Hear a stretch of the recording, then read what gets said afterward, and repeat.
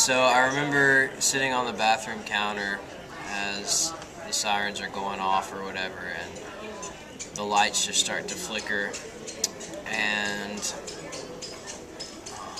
I remember jumping down on the ground and kind of doing the elementary school, put your hands behind your head, kind of tornado position, and then it all went black and the walls fell and it was over as fast as it started. We thought, okay, a tornado's hit, but we weren't really sure what was going on above us. I had no idea. We had no idea that the two-story building had completely collapsed onto us.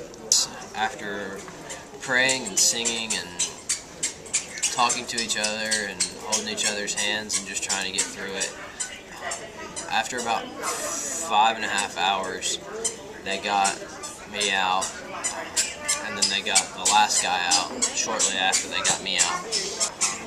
Rushed me over to the hospital at Jackson Madison, and I had no idea what was going on in my body.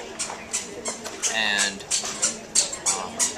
I guess the next morning I woke up on the ventilator without any idea as to what had happened or why or anything about what was going on in my body. Little did I know that the process of recovering was going to be what it's been.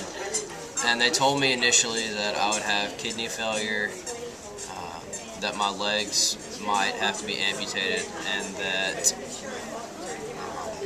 I would have respiratory failure, or I had respiratory failure, just from the way I was pinned under the building. The ventilator had taken care of that, so now we were just looking at kidney failure and potentially losing my legs the next morning. I guess the next morning began the next 67 days in different hospitals, starting out 8 days in Jackson, and then getting a plane to fly me back to Chattanooga. Spent 3.5 weeks at Erlanger, still on dialysis for my kidney failure, and then a month after the tornado hit, my kidneys started to work again, which was a huge answer to prayer for us. I think the night that, actually the early morning when I got the call that we had the 3 students that we had to come in and dialyze, probably one of the most difficult days that we had. As a nephrology nurse, a dialysis nurse, you're used to taking care of patients that are older, and it was really heart-wrenching to see these young boys and to watch what them and their parents went through.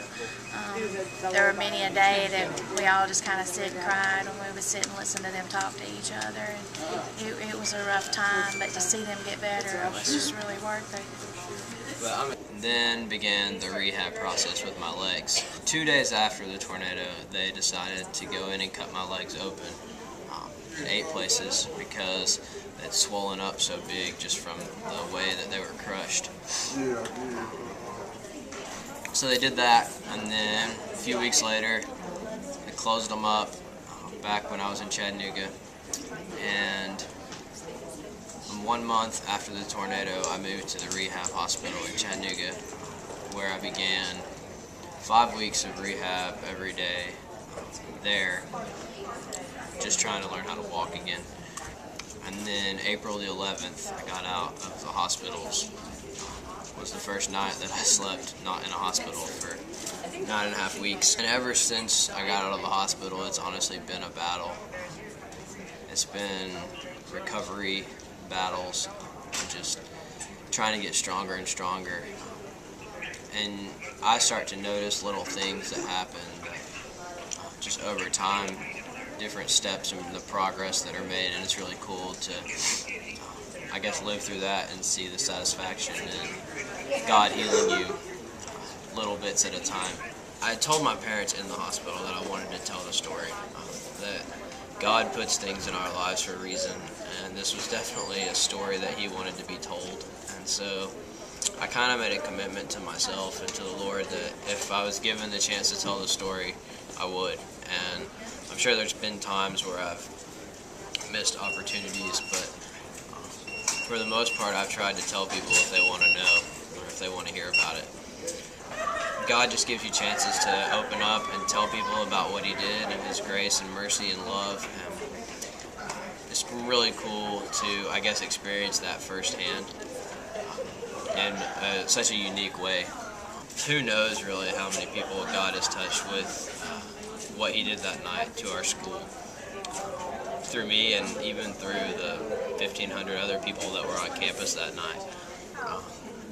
It's just really cool to think about the different ways that He works in our lives.